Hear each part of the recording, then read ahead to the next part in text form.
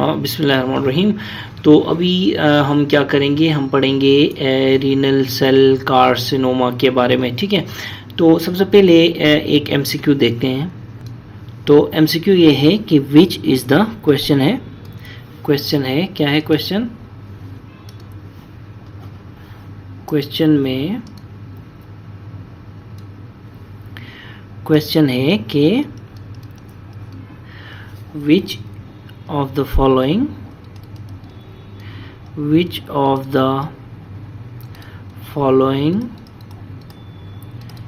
is best management option in a patient having 7 centimeter RCC, ठीक है ना, having abdominal / para-aortic lymph node dissection, lymph node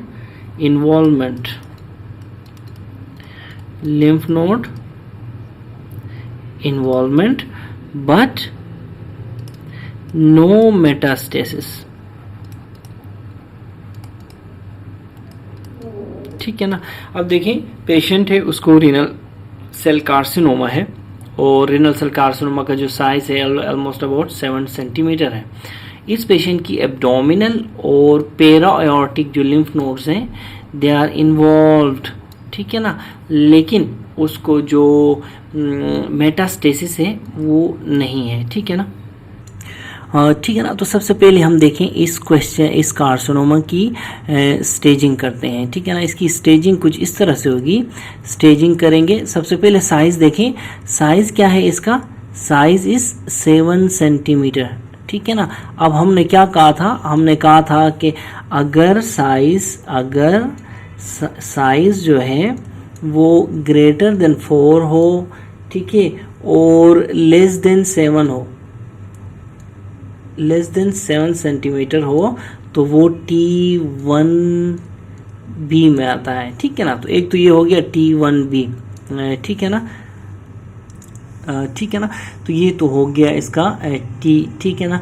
अब देखिए कि ये जो है लिम्फ नोड्स को कौन कौन से लिम्फ नोड्स को इन्वॉल्व कर रहा है? एब्डोमिनल एंड पेरा एओर्टिक। ठीक है ना, एब्डोमिनल एंड पेरा एओर्टिक, AORTIC। अब देखिए, अगर तो हमने कहा था कि सिर्फ एक लिम्फ नोड को इन्वॉल्व करे तो N1 है, अगर मोर देन 1 लिम्फ नोड्स को इन्वॉल्व करे तो N2 है। तो ये उस हिसाब से हमारे पास क्या हो गया? ये N2 हो गया। ठीक है ना, ये N2 हो गया। ठीक है, इसी तरह मेटास्टेसिस नहीं है। देखें यहाँ पे लिखा हुआ है नो मेटास्टेसिस। ठीक है ना, क्या लिखा हुआ है? No metastasis. तो हमारे पास M क्या हो गया? नॉट हो गया। क्या आप तो पूरे का पूरा बनाओ ज़रा TNM स्टेज।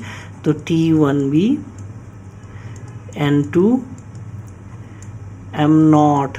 ठीक है, इसका TNM स्टेजिंग हो गई। अब देखें कि जो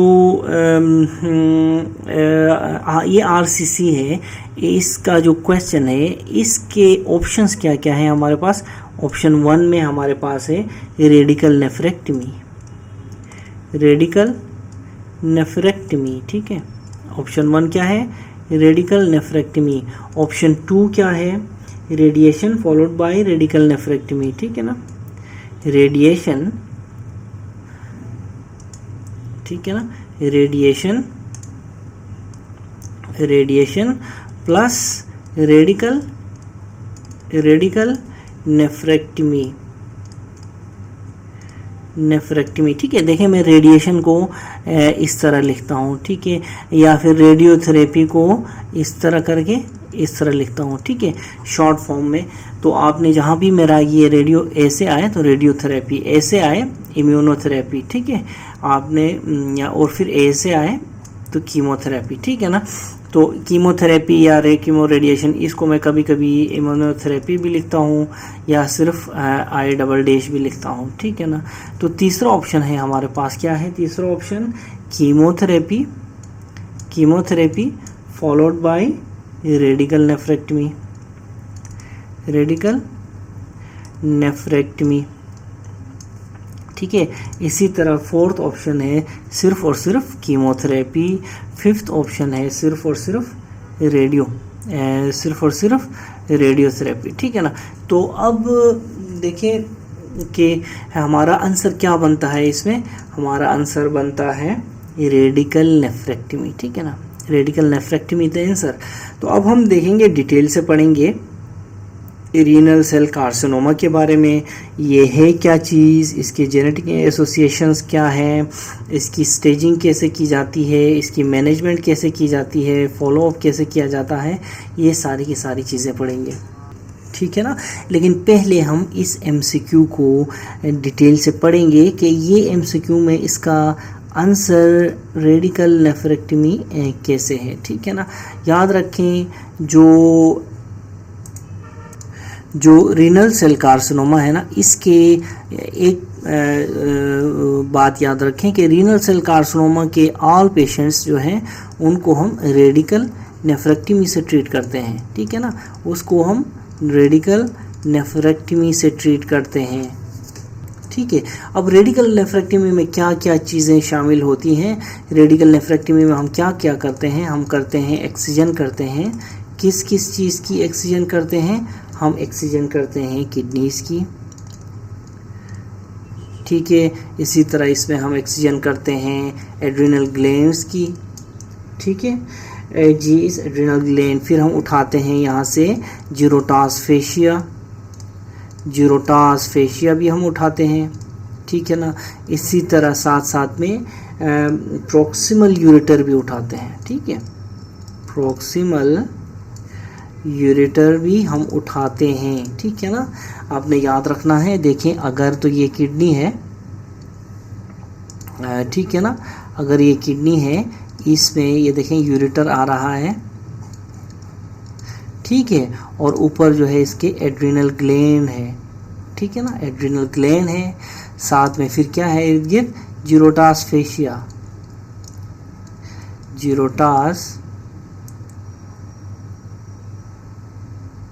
फेशिया, ठीक है। तो हम क्या उठाते हैं यहाँ से, हम जीरोटास फेशिया उठाते हैं, ठीक है, हम एड्रिनल ग्लैंड को उठाते हैं, किडनी पूरे को उठाते हैं, और प्रॉक्सिमल यूरेटर, ये पेल्विस है, पेल्विस से नीचे यूरेटर, ठीक है, प्रॉक्सिमल यूरेटर, ठीक है, प्रॉक्सिमल यूरेटर, ये सारी की सारी चीज़ें हम क्या करते हैं, जो नेफ्रेक्टमी के पेशेंट्स में हम रिमूव कर देते हैं, एक्साइज कर देते हैं, ठीक है ना। लेकिन इसके लिए देखिए एक्सेप्शंस भी हैं, मेडिसिन में आपको पता है हर पॉइंट पे एक्सेप्शन आपको मिलेगा, ठीक है ना। अब एक्सेप्शंस क्या है, ऐसे केसेस भी हैं जहाँ पे हम रेडिकल नेफ्रेक्टमी नहीं करते, बल्कि हम क्या करते हैं, पार्शियल नेफ्रेक्टमी। हालांकि वो केस होता है रीनल सेल कार्सिनोमा का, लेकिन हम पार्शियल नेफ्रेक्टमी करते हैं, ठीक है ना। अब पार्शियल नेफ्रेक्टमी की फिर हमारे पास क्या इंडिकेशंस हैं, these indications are exceptions for nephrectomy, ठीक है। बायलेटरल रीनल सेल कार्सिनोमा हो, बायलेटरल RCC हो, ठीक है ना, तो हम पार्शियल नेफ्रेक्टमी करते हैं। RCC हो या फिर RCC हो इन सोलिटरी किडनी सोलिटरी है, पेशेंट का एक ही किडनी है, उसमें अगर वो RCC है तो हम पार्शियल नेफ्रेक्टमी करते हैं, ठीक है। इसी तरह थर्ड इंडिकेशन क्या है, ट्यूमर साइज हो, थर्ड इंडिकेशन में हम क्या लेते हैं, अगर तो ट्यूमर साइज, देखें ट्यूमर को मैं इस तरह लिखता हूँ, ट्यूमर साइज जो है वो लेस देन 4 सेंटीमीटर, देखें अगर लेस देन 4 सेंटीमीटर हो तो हम उसको T1A, जैसा कि मैंने पहले भी कहा था कि 4 सेंटीमीटर से लेके 7 या 7 से कम कोई साइज़ है तो हम उसको T1B बोलते हैं। 4 सेंटीमीटर से नीचे का साइज़ है तो हम उसको T1A बोलते हैं, ठीक है ना। ये आपने याद रखना है, ठीक है। तो इंडिकेशंस क्या क्या हैं एक्सेप्शंस के लिए, पार्शियल नेफ्रेक्टमी के लिए indications, bilateral renal cell carcinoma हो, दोनों किडनीज खराब है, ठीक है ना, तो हम दोनों को तो नहीं उठा सकते, ठीक है, हम पार्शियल नेफ्रेक्टमी करेंगे। इसी तरह एक किडनी है ही नहीं उस पेशेंट का, सिर्फ एक किडनी बचा है और उसमें कैंसर है, तो भी हम क्या करेंगे, पार्शियल नेफ्रेक्टमी करेंगे। इसी तरह अगर tumour size less than 4 centimetre हो, T1A केस में भी हम पार्शियल नेफ्रेक्टमी करेंगे। तो ये है हमारे पार्शियल नेफ्रेक्टमी के इंडिकेशंस। लेकिन यही इंडिकेशंस फिर एक्सेप्शंस फॉर रेडिकल नेफ्रेक्टमी है, ठीक है। हमने क्या कहा था, जितने भी पेशेंट्स हैं RCC के, हम उनको रेडिकल नेफ्रेक्टमी से ट्रीट करते हैं, बट देयर आर एक्सेप्शंस, ये कहा था ना, ठीक है ना। अगर देखिए मेटास्टेटिक कार्सिनोमा हो, मेटास्टेटिक RCC हो, ठीक है ना, इसमें फिर हम एडिशनल क्या करते हैं, एडिशनल मोडेलिटीज़ भी यूज़ करते हैं, एडिशनल ट्रीटमेंट मेथड्स भी यूज़ करते हैं। कौन कौन से, फॉर एग्जांपल हम यूज़ करते हैं इम्यूनोथेरेपी, ठीक है ना। इसी तरह हम यूज़ करते हैं इम्यूनोथेरेपी, हम किस चीज़ से करते हैं, इम्यूनोथेरेपी हम इंटरल्यूकिन से करते हैं, ठीक है ना, फॉर एग्जांपल इंटरल्यूकिन 2। इसी तरह इम्यूनोथेरेपी इंटरफेरोन से करते हैं, ठीक है ना, इंटरफेरोन थेरेपी भी हम देते हैं। तो इम्यूनोथेरेपी एक ऑप्शन हो गया, ठीक है ना। दूसरा ऑप्शन क्या है,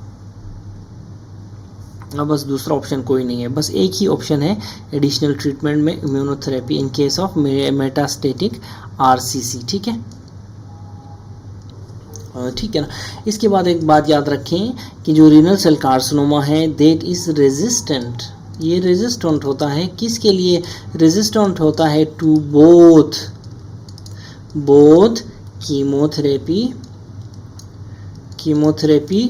और रेडियोथेरेपी के लिए। This is resistant to both chemotherapy and radiotherapy.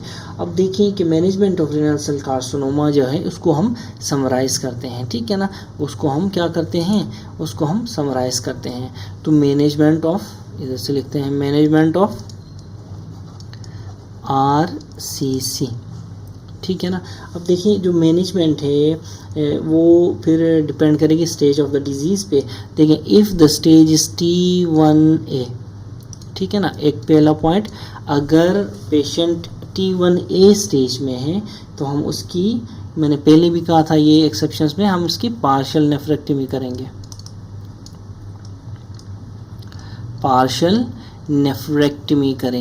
ठीक है ना, this is nephron sparing surgery, ठीक है, नेफ्रॉन स्पेयरिंग सर्जरी बोलते हैं इसको।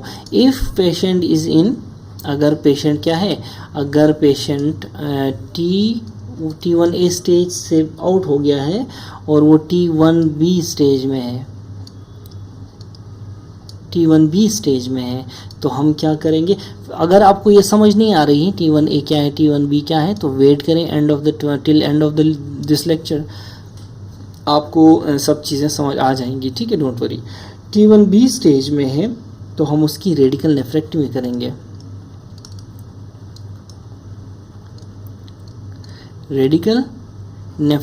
करेंगे, अगर पेशेंट जो है T1B स्टेज से भी आगे जा चुका है, वो कहाँ जा चुका है, T2 स्टेज में, ठीक है ना, तो T2 स्टेज में भी है तो भी हम रेडिकल नेफ्रेक्टमी करेंगे,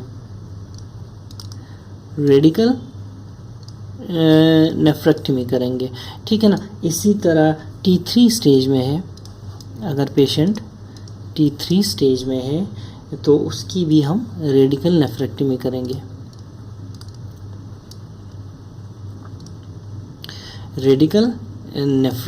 ठीक है ना।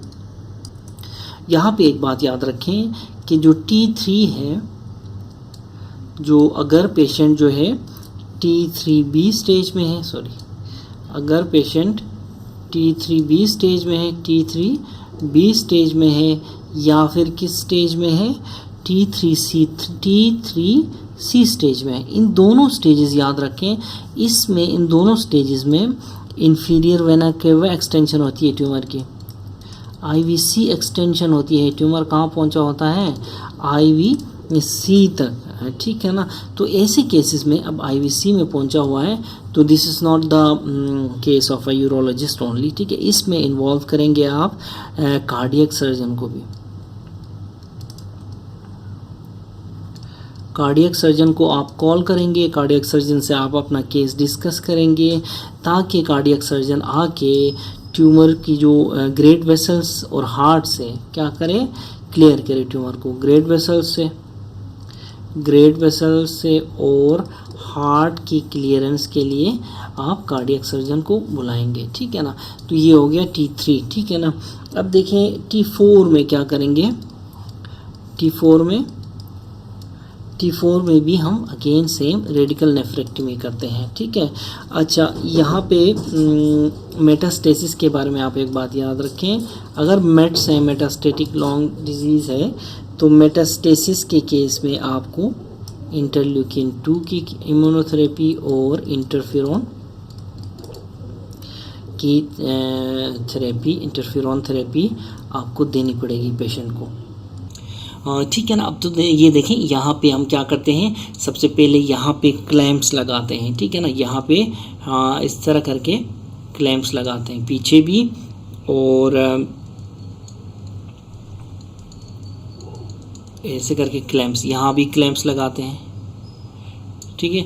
यहाँ भी क्लैंप्स लगाते हैं, ठीक है। तो ये सारे क्लैंप्स हैं, ठीक है। यहाँ पे क्लैंप्स लगा के इधर भी ये जो वेसल्स है ना, ये लाइगेट करते हैं हम, ये जो वेसल्स लाइगेट करते हैं रीनल पेडिसल्स को, ठीक है। लाइगेट रीनल पेडिसल्स, इनको लाइगेट करते हैं, ठीक है। इसी तरह एड्रिनल ग्लैंड को हम निकालते हैं, ये देखें। और ये जो ट्यूमर है फॉर एग्जांपल, इसके ऊपर ये सारे का सारा RCC है, ये अंदर घुसा हुआ है, ठीक है ना। तो अब देखें कि ये प्रॉक्सिमल यूरेटर जाएगा इसमें, और यहाँ से लेके यहाँ तक इस पूरे एरिया को, ये देखें, यहाँ से लेके यहाँ तक इस पूरे एरिया को हम रिमूव करते हैं, ठीक है ना। तो अगर मैं इसको रिमूव करूँ तो ये देखें ये कैसे बन जाएगा,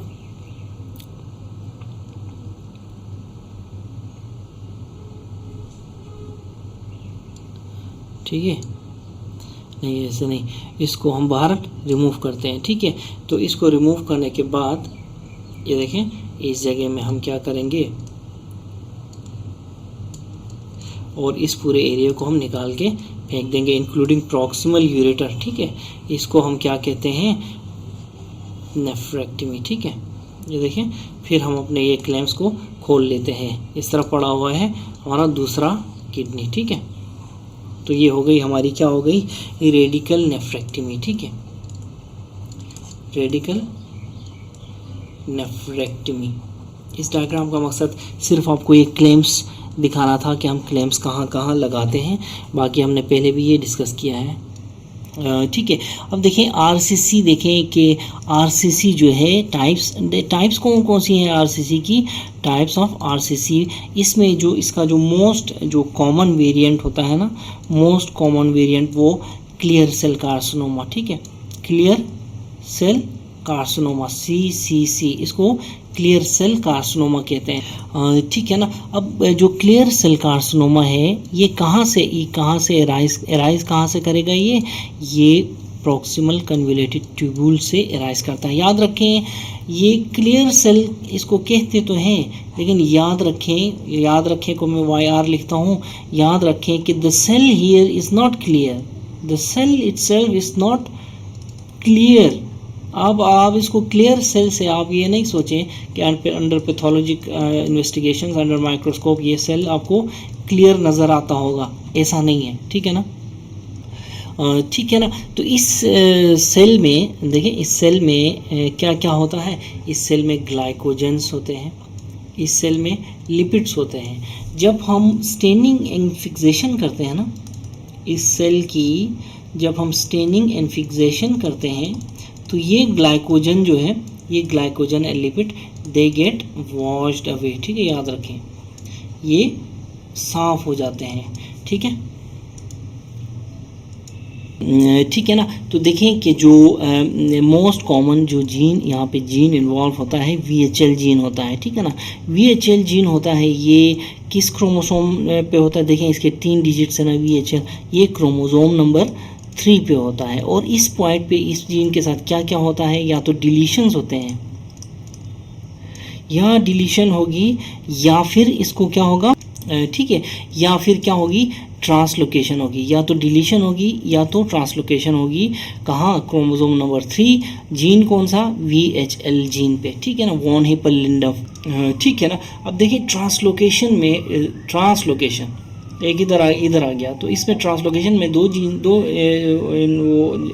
ज़रूरी होते हैं ना क्रोमोसोम्स। तो अब देखें कौन कौन सी ट्रांसलोकेशन, 36, 38 और 311 ट्रांसलोकेशन होती है, याद रखें 3 इसमें डिफरेंट वेरिएंट्स हैं, ठीक है, ठीक है ना। अब देखें जो याद रखें कि RCC जो है, RCC इसके जो है डिफरेंट और भी नाम्स दिए जाते हैं। फॉर एग्जांपल हाइपरनेफ्रोमा कहा जाता है इसको ग्रेविड्स ट्यूमर भी कहा जाता है, इसको रेडियोलॉजिस्ट ट्यूमर भी कहा जाता है, और इंटर्निस्ट ट्यूमर भी कहा जाता है, ठीक है ना। देखिए हाइपरनेफ्रोमा क्यों कहा जाता है, फॉर एग्जांपल याद रखें जो अगर ये आपका किडनी है, ठीक है ना, ये आपका किडनी है, तो जो RCC है वो अक्सर निकलता है कहाँ से, इस पॉइंट से, अपर पोल से निकलता है, अपर पोल से। इसीलिए इनिशियल लुक में शुरू में डॉक्टर्स ने देखा तो उन्होंने वो समझे कि ये निकल रहा है कहाँ से, हमारे एड्रिनल ग्लैंड से, ठीक है ना, ये एड्रिनल ग्लैंड है ना ऊपर, तो ये उन्होंने सोचा कि ये एड्रिनल ग्लैंड का ट्यूमर है, ठीक है ना। लेकिन बाद में ये देखा गया कि ये तो किडनी का ट्यूमर है, इसीलिए हाइपर, देखें किडनी के ऊपर से, इसलिए इसको हाइपरनेफ्रोमा बोलते हैं, ठीक है, ठीक है ना। तो ये ग्रेविड्स जो है, ग्रेविड्स वो डॉक्टर था, वो सर्जन था जिसने सबसे पहले इसको डिस्कवर किया कि ये रीनल ओरिजिन का है, ठीक है ना, इसीलिए इसको क्या कहते हैं, ग्रेविड्स ट्यूमर कहते हैं। रेडियोलॉजिस्ट ट्यूमर इसलिए कहते हैं कि क्योंकि इसका स्टेबल पीरियड, प्रोलॉन्ग, बहुत लंबा स्टेबल पीरियड होता है इस रेनल सेल कार्सिनोमा का। इस दौरान किसी और वजह से बंदा रेडियोलॉजिस्ट के पास आए तो इन्वेस्टिगेशंस के for something else, incidentally radiologist इसको पकड़ता है कि इसको RCC भी है, ठीक है, इसीलिए इसको रेडियोलॉजिस्ट ट्यूमर कहते हैं। इसी तरह इंटर्निस्ट ट्यूमर इसलिए कहते हैं कि this carcinoma is associated with paraneoplastic manifestations, ठीक है ना, ठीक है। अब देखें जो RCC है, RCC is most common malignancy है इन मलिग्नेंसी ऑफ या इन किडनी, ठीक है ना। याद रखें ये मोर कॉमन होती है in men age compare to ACT को मैं एज कंपेयर टू लिखता हूँ, एज कंपेयर टू फीमेल्स, ठीक है ना। और ये देखें किस डेकेड में देखी जाती है, ज़्यादा कॉमन किस डेकेड में है, ये 60 साल से 70 साल, यानी कि 6 डेकेड से 7 डेकेड में ये ज़्यादा पाई जाती है। देखें कॉमन इसका जो कॉज है स्पोरेडिक है, ठीक है ना। स्पोरेडिक का क्या मतलब होता है कि ये स्केटर्ड है, ठीक है ना। Sporadic means scattered among population है, ठीक है ना। इसी तरह ये आल्सो एसोसिएटेड है, एसोसिएटेड विद को मैं AW लिखता हूँ, associated with some hereditary conditions also, hereditary conditions के साथ भी ये एसोसिएटेड होती है, ठीक है। तो इन एसोसिएशंस में हेरिडिटरी VHL सिंड्रोम है, इसी तरह hereditary clear cell carcinoma syndrome है, इसी तरह हेरिडिटरी पेपिलरी कार्सिनोमा सिंड्रोम है, ठीक है ना, ठीक है ना। इसी तरह अगर हम इनकी इस डिज़ीज़ की रिस्क फैक्टर्स के बारे में बात करें, रिस्क फैक्टर्स के बारे में, ठीक है ना, तो रिस्क फैक्टर्स को सिंपली ऐसे लिख लें, ठीक है। रिस्क फैक्टर्स की बात करें तो स्मोकिंग है, टोबैको है, इसी तरह एनाल्जेसिक है, और कैडमियम एक्सपोजर है, और एस्बेस्टोस एक्सपोजर है, ठीक है ना। तो देखें कि एनाल्जेसिक नेफ्रोपैथी है ये, ठीक है ना, एनाल्जेसिक नेफ्रोपैथी है, ठीक है ना। तो ये कुछ रिस्क फैक्टर्स हैं, ठीक है ना। अब देखें आरसीसी में ऐसी यूनिक फीचर्स पाई जाती हैं जो, देखें फीचर्स को मैं ऐसे लिखता हूँ, ठीक है ना, मैं अपने लेक्चर्स में फिर फ्रैक्चर को ऐसे लिखता हूँ, अच्छा फैक्टर को मैं ऐसे लिखता हूँ, और फीचर को मैं ऐसे लिखता हूँ। तो ये देखें यहाँ पे यूनिक फीचर्स ऑफ आरसीसी, ठीक है। आरसीसी में कुछ ऐसे यूनिक फीचर्स होते हैं जो कि दूसरे अदर मलिग्नेंसीज या अदर ट्यूमर्स में नहीं पाए जाते, ठीक है ना। याद रखें, एक इसका यूनिक फीचर ये है कि ये अपने इर्द गिर्द एक सूडो कैप्सूल बना के बैठता है, ठीक है, आरसीसी रेनल सेल कार्सिनोमा, ठीक है ना। दूसरा जो इसका यूनिक फीचर ये है कि ये रिफ्रैक्टरी टू साइटोटॉक्सिक एजेंट्स होता है, ठीक है ना। रिफ्रैक्टरी टू साइटोटॉक्सिक एजेंट्स मतलब it shows no response to chemotherapy, याद रखें, ठीक है। इसी तरह इट ऑल्सो शोज इसका एक दूसरा यूनिक फीचर ये भी है कि it shows response to biological modifiers. For example interleukin 1 को ये रिस्पॉन्स करता है, इंटरफेरॉन अल्फा को ये रिस्पॉन्ड करता है, ठीक है ना। तो देखें रिस्पॉन्स, इसका रिस्पॉन्स देखें किसका, आरसीसी का रिस्पॉन्स देखो तो जो it shows positive response to biological modifiers, कौन कौन से, फॉर एग्जांपल इंटरल्यूकिन 2 और क्या, इंटरफेरॉन अल्फा, ठीक है। इसी तरह it shows no response to chemotherapy, और हमने पहले भी देखा था रेडियोथेरेपी को भी ये रिस्पॉन्स नहीं करता, ठीक है। तीसरा जो यूनिक फीचर है किसका, आरसीसी का, कि prolong period of stable disease होता है इसका, ठीक है। यानी कि there is disease, RCC positive patient होता है काफ़ी लॉन्ग टाइम तक, ठीक है, but it shows no symptoms at all, ठीक है। तो इसका प्रोलॉन्ग, इसको कहते हैं prolong period of stable disease, ठीक है। इसी तरह जो आरसीसी है ये स्पॉन्टेनियस रिग्रेशन शो करता है, जो कि बहुत कम ट्यूमर्स में ये देखने को मिलता है, ठीक है ना। तो देखें ये कितनी ही अजीब बात है स्पॉन्टेनियस रिग्रेशन, कि आप इतना एक लिथल ट्यूमर है वो स्पॉन्टेनियस रिग्रेशन शो कर रहा है, ठीक है ना। ये बात आपने पहले सुनी थी कभी। देखें स्पॉन्टेनियस रिग्रेशन जो है रीनल सेल कार्सिनोमा के अलावा 5 और tumours, there are 5 tumours which show spontaneous regression. इसका निमोनिक मिस्टर आरसीएन, ठीक है, मिस्टर आरसीएन है इसका, ठीक है। एम मिस्टर से, एम से मेड्यूलोब्लास्टोमा, ठीक है ना, मेड्यूलोब्लास्टोमा। इसी तरह आरसीसी से रेनल सेल कार्सिनोमा, आरबी से रेटिनोब्लास्टोमा, और इसी तरह सीसी से कोरियोकार्सिनोमा, और एनबी से न्यूरोब्लास्टोमा, ठीक है। तो ये सारे के सारे जो ट्यूमर्स हैं, 5 के 5 ये स्पॉन्टेनियस रिग्रेशन शो करते हैं, रिमेंबर, हाँ, ठीक है ना। देखिए आरसीसी की जो क्लिनिकल प्रेजेंटेशन की बात करें तो क्लिनिकल फीचर्स या क्लिनिकल प्रेजेंटेशन देखिए, पेशेंट्स जो हैं इसमें जो है एक ट्रायड होता है पेशेंट सिम्टम्स का, उसमें मास, ठीक है, पेन और हिमेचुरिया का ट्रायड होता है। ये ट्रायड लेकिन सिर्फ और सिर्फ 10% ऑफ द पेशेंट्स में पाया जाता है, और ये देखें कि it is not found in all of them, remember, it is not found in all of them।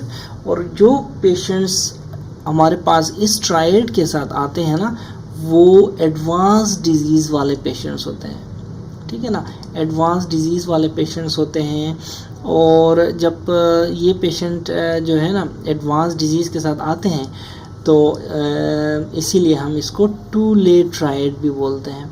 This triad is called too late triad. याद रखें हेमेचूरिया जो है is the most common presentation among all. ठीक है ना। इसी तरह याद रखें कि एडवांस केसेस ऑफ आरसीसी में पेशेंट जो है वो नॉन रिड्यूसिंग वेरिकोसील के साथ भी आता है, नॉन रिड्यूसिंग वेरिकोसील के साथ भी आते हैं।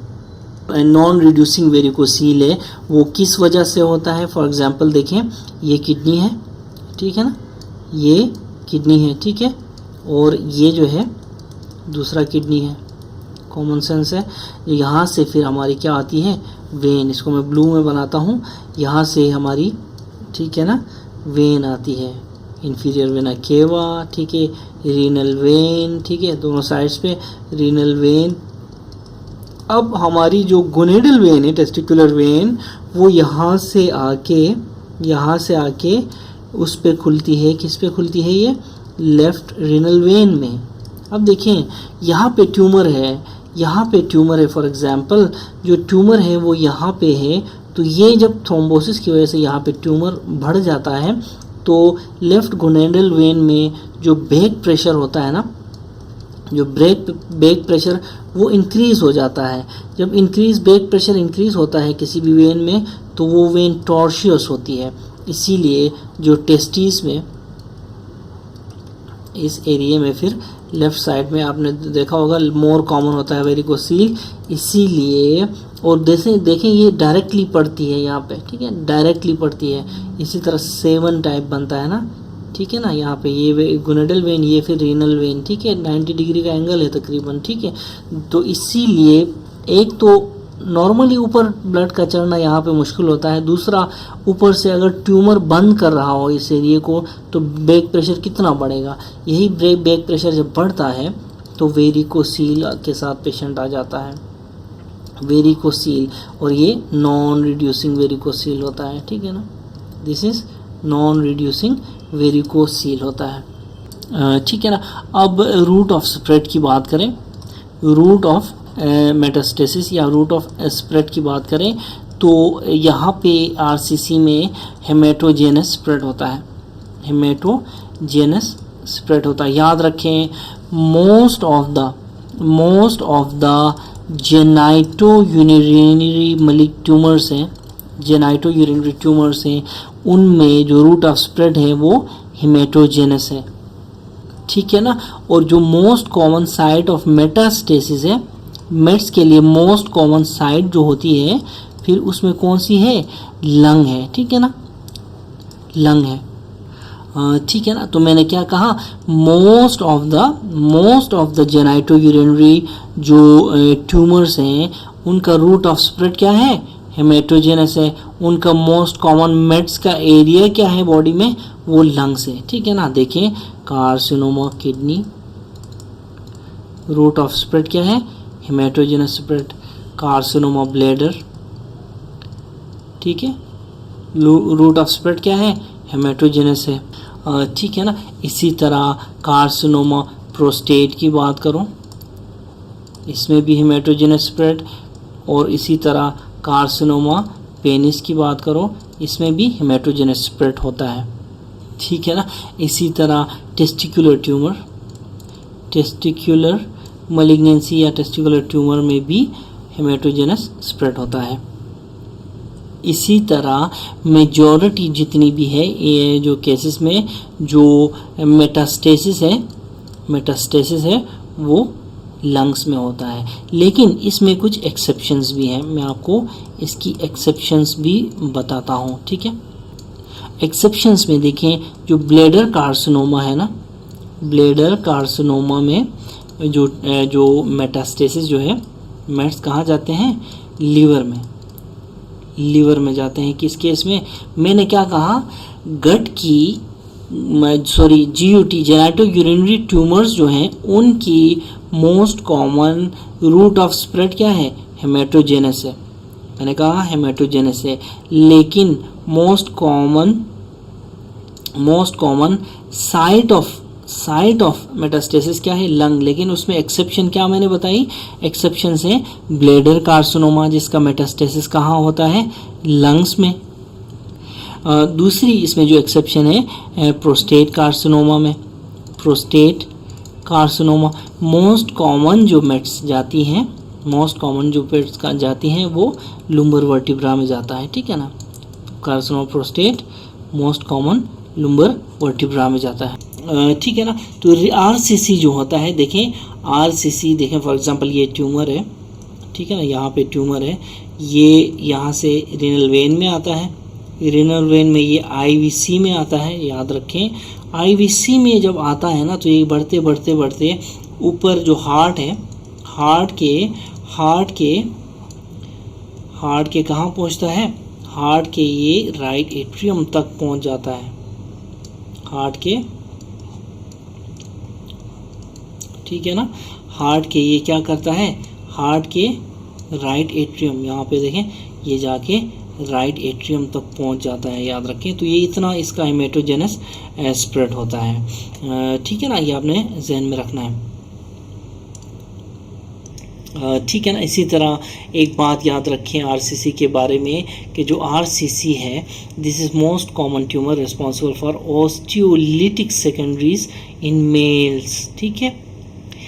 याद रखें कि प्रोस्टेट जो है, prostate is the most common tumour for osteoblastic secondaries in males, जबकि ऑस्टियोलिटिक की बात करें तो उसमें रीनल सेल कार्सिनोमा आता है, ठीक है ना। अच्छा, रीनल सेल कार्सिनोमा है जो है, it is associated with AW, associated with paraneoplastic syndromes also, paraneoplastic syndromes, ठीक है।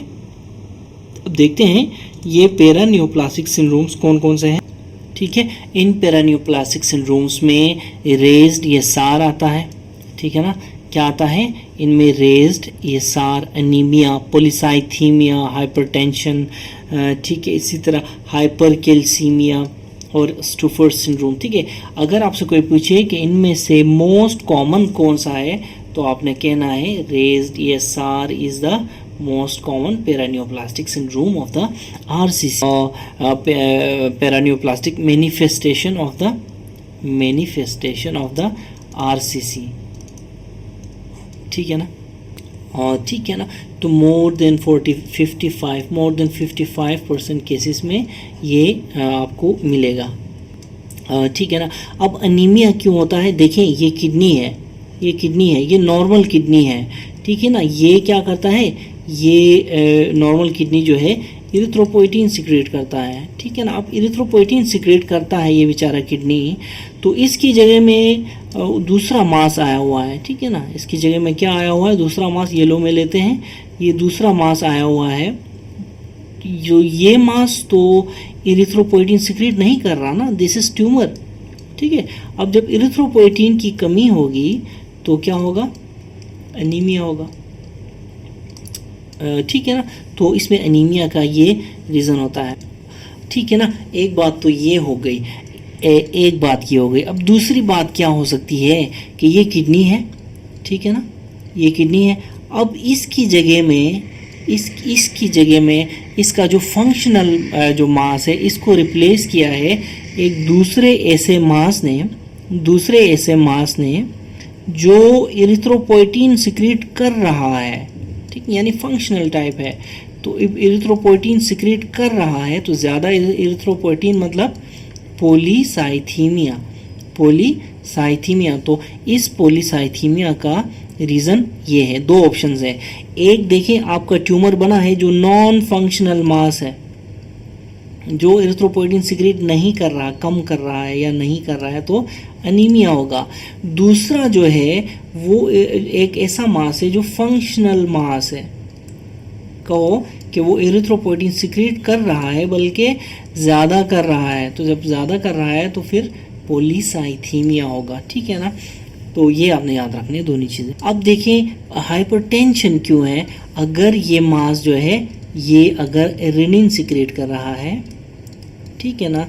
ये फिर रेनिन, एंजियोटेंसिन, एल्डोस्टेरोन सिस्टम पूरा एक्सेस सीक्रेट वो एक्टिवेट होगा, जिसकी वजह से हाइपरटेंशन होगी। या फिर अगर ये मास देखें, ये मास एक ऐसी जगह में है जहाँ पे वेसल को ये कंप्रेस कर रहा है, तो ये सिस्टम, किडनी का सिस्टम समझेगा कि ब्लड प्रेशर कम है, ब्लड फ्लो कम है, और ये रेनिन सीक्रेट करना शुरू कर देगा और रैस सिस्टम एक्टिवेट होगा, रास सिस्टम एक्टिवेट होगा, हाइपरटेंशन होगी। ये रीज़न होती है हाइपरटेंशन की, ठीक है ना।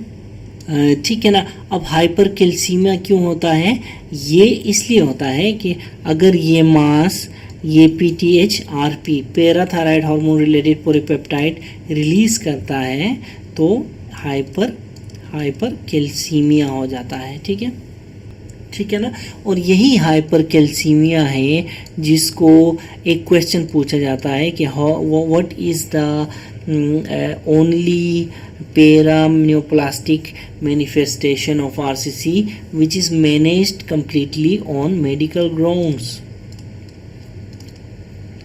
Medical grounds. तो उसका आंसर है हाइपरकैल्सीमिया, ठीक है ना, हाइपरकैल्सीमिया। अब इस हाइपरकैल्सीमिया को हम कैसे ट्रीट करते हैं? ठीक है ना। तो हाइपरकैल्सीमिया को हम कैसे मैनेज करते हैं? वी मैनेज विद बिसफॉस्फोनेट्स, ठीक है ना, वी मैनेज विद बिसफॉस्फोनेट्स। कौन से? एलेंड्रोनिक एसिड, एलेंड्रोनेट, जोलेंड्रोनेट, इस तरह की ड्रग्स हैं, ठीक है ना। इनसे हम क्या करते हैं? हाइपरकैल्सीमिया को ट्रीट करते हैं, ठीक है। और ये इस तरह के ड्रग जो है, इसको हमने ज़्यादा से ज़्यादा पानी के साथ लेना होता है और पेशेंट को स्टैंडिंग पोजीशन में रखना होता है, ऑलमोस्ट हाफ एन आवर, आधे घंटे तक पेशेंट को खड़ा रखना होता है, ताकि ईसोफेजाइटिस से बचा जा सके, ठीक है, ठीक है। अब स्टूफर्स सिंड्रोम क्या है? दिस इज नॉन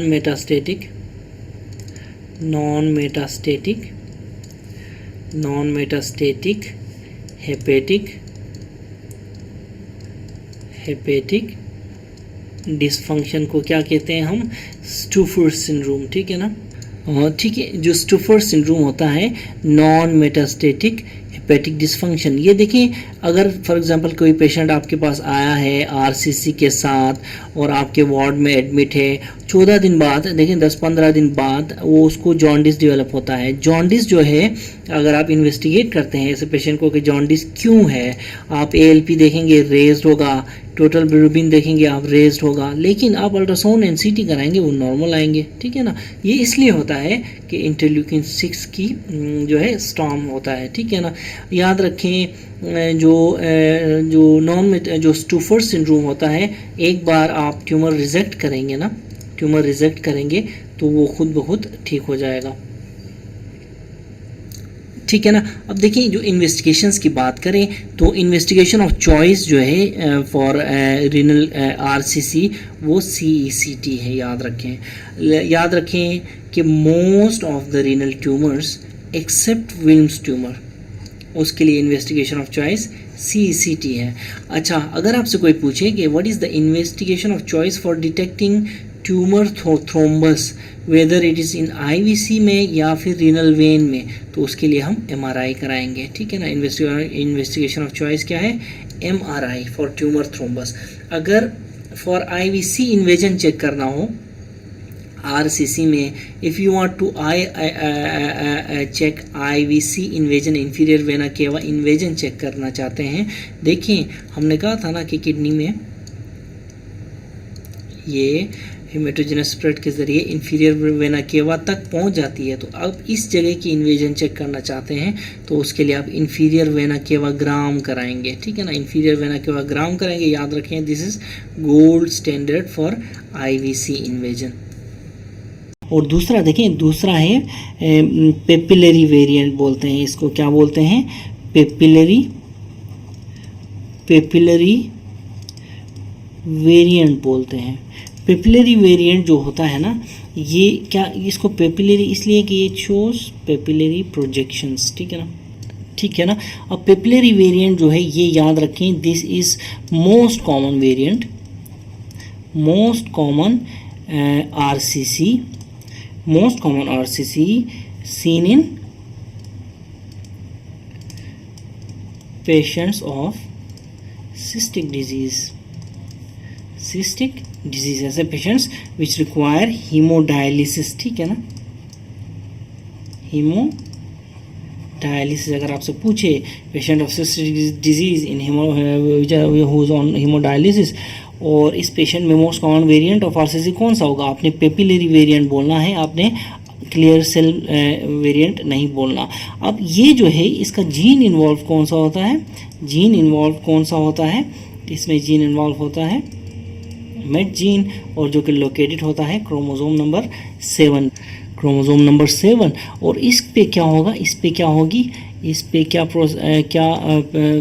मैकेनिज्म होगा, ट्राइसोमी होगी, इस पे क्रोमोसोम नंबर 7 पे ट्राइसोमी होगी। और याद रखें ट्राइसोमी में सिर्फ 7 इन्वॉल्व नहीं होता, 16 भी इन्वॉल्व होता है और 17 भी इन्वॉल्व होता है, ठीक है ना। इसी तरह ये एराइज कहाँ से करता है, ये ट्यूमर एराइज करता है प्रॉक्सिमल कन्वोल्यूटेड ट्यूब्यूल से, और ये ट्यूमर जो है, ये ट्यूमर हीमोरेजिक होता है और सिस्टिक ट्यूमर होता है ये, ठीक है, एसोसिएटेड विद डिस्ट्रॉफिक कैल्सिफिकेशन। आपको पता है कि डिस्ट्रॉफिक कैल्सिफिकेशन को हम क्या कहते हैं, ज़मोमा बॉडीज़ कहते हैं। अगर आप ज़मोमा बॉडीज़ की डीडी की बात करें, ठीक है ना, डीडी की बात करें ज़मोमा बॉडीज़ की, ठीक है ना, तो देखें कि जो ज़मोमा बॉडीज़ होती हैं, ज़मोमा बॉडीज़ इनकी डीडी में क्या क्या आता है। असल में जो ज़मोमा बॉडीज़ होती हैं ना, ये होती हैं लेमिनेटेड, ये असल में इसको ऐसे याद रखें ज़मोमा बॉडीज़ को, देखें इसमें कंसेंट्रिक स्फीरूल्स होते हैं, कंसेंट्रिक, ठीक है ना, बल्कि इसमें इसको ऐसे याद रखें, इसमें होते हैं स्फीरूल्स, ठीक है ना। ज़मोमा बॉडीज़ में दो चीज़ें होती हैं, स्फीरूल्स, और दूसरी चीज़ कौन सी होती है, dystrophic calcification, स्फीरूल्स and dystrophic calcification. अब ये स्फीरूल्स कैसे होते हैं, लेमिनेटेड एल और कंसेंट्रिक, ठीक है ना, इसको ज़मोमा बॉडी कहते हैं। Psammoma body is a laminated concentric spherule, यहाँ से जाएं, laminated concentric spherule with dystrophic calcification, ठीक है। अब इसकी जो डीडी है, देखें DD of the psammoma bodies, for example इसको ऐसे निमोनिक से याद रखें, ज़मोमा से, ठीक है ना।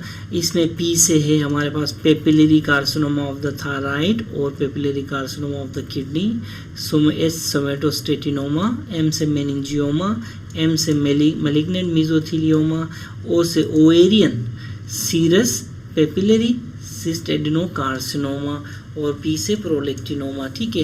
पीएसएम याद रखें, preventive and social medicine, PSM, इसके इस तरफ 3 लगा दें और इस तरफ 2 लगा दें, ये 2 निमोनिक्स हैं, ठीक है ना। या तो आप ऐसे याद कर सकते हैं या तो आप ऐसे याद कर सकते हैं, ठीक है ना।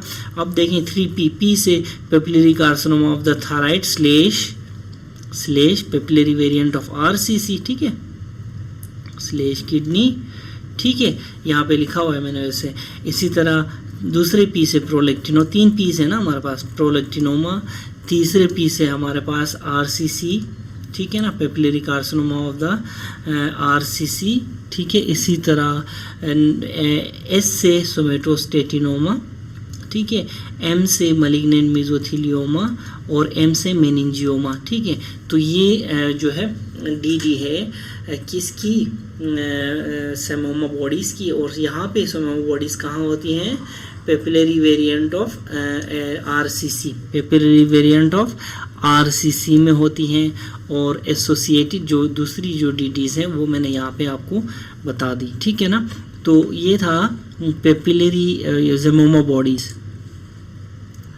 ठीक है ना। अब जो थर्ड वेरिएंट है, थर्ड वेरिएंट ऑफ आरसीसी, वो है, इसको कहते हैं क्रोमोफोब, ठीक है ना, क्रोमोफोब कहते हैं। याद रखें क्रोमोफोब जो है ये इसकी बेस्ट प्रोग्नोसिस है अमॉन्ग आरसीसी, ठीक है ना, ठीक है ना। और ये देखें, याद रखें ये क्रोमोफोब जो है ये अराइज कहाँ से होता है, ये अराइज होता है इंटरकैलेटेड सेल्स से इसकी ओरिजिन, ठीक है ना। अब ये इंटरकैलेटेड सेल्स किस जगह के इंटरकैलेटेड सेल्स, कलेक्टिंग डक्ट के। देखें क्रोमोफोब की जो अपीयरेंस होती है, क्रोमोफोब की जो अपीयरेंस होती है वो प्लांट सेल अपीयरेंस होती है, ठीक है ना, प्लांट सेल अपीयरेंस होती है, ठीक है ना। क्रोमोफोब सेल्स में देखें इसमें क्या होता है, जो डिफेक्ट क्या होता है, इसमें मल्टीपल क्रोमोसोम लॉसेस होते हैं। कहाँ कहाँ लॉसेस होते हैं, क्रोमोसोम 1 पे, क्रोमोसोम 2 पे, क्रोमोसोम 6 पे, क्रोमोसोम 10 पे, फिर क्रोमोसोम 13, 17, 21 और वाई पे लॉसेस होते हैं, ठीक है ना।